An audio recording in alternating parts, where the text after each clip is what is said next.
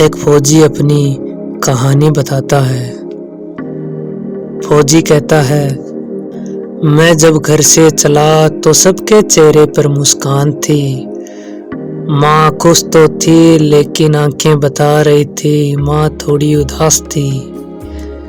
माँ को मैंने गले लगाया, माँ मैं कुछ दिन के बाद लौट कर आऊँगा। माँ तेरे पास बैठकर तेरे हाथ की रोटी खाऊंगा। और मेरी हमसफर पास खड़ी मुझे देख रही थी, अंदर ही अंदर मुझे रोक रही थी। तुम्हें वर्दी में देखकर मैं खुश हूँ, लेकिन तुम जल्दी लौट कर आना, कह रही थी। मुस्कुरा रही थी और आंसू भी पोंछ रही थी। मेरा बहादुर बेटा, कहकर पापा ने मुझे गले लगाया। पूरे जोश के साथ लड़ना, मैं तेरे साथ हूँ, पापा ने कहा। और फिर मैं दोस्तों के साथ स्टेशन पर चला आया। जिस सपने को मैंने बचपन से ख्वाबों में सजाया, वो सपना आज मेरे सामने हकीकत बनकर आया। और मैं यूनिट में पहुंच गया। ऊंचे ऊंचे पहाड़ों के बीच चमचमाती वर्दी में हमारे साहब खड़े थे। चेहरे पे जोश और हाथ में हथियार थे। हम सब साथी भी अपना दम दिखाने के लिए तैयार थे। मैं अकेला नहीं था, देश के लिए मर मिटने वाले जवान हजार थे। मैंने AK-47 को खुश होकर उठाया और फिर हमें दुश्मनों से लड़ना सिखाया।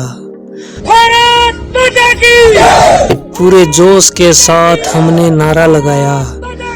और फिर एक दिन वो समय आया जिसका सब फौजियों को इंतजार रहता है। हमें बताया दुश्मन हमारे आसपास कहीं छुपकर बैठा है। और अचानक हम पर गोलियों की बारिश हुई। मर मिटेंगे लेकिन देश पर मुसीबत नहीं आने देंगे। मार देंगे, मर जाएंगे, लेकिन आखिरी सांस तक लड़ते रहेंगे। जिंदा रहे तो बहादुर और मर गए तो शहीद कहलाएंगे। हम पूरे जोश के साथ दुश्मनों से लड़ते रहे।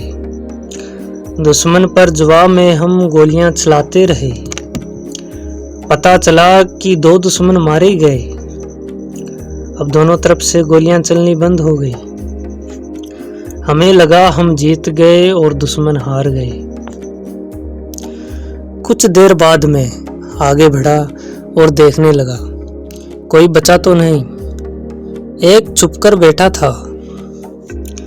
अचानक फिर से गोलियां चली। मेरे सीने में 4 गोलियां लगी।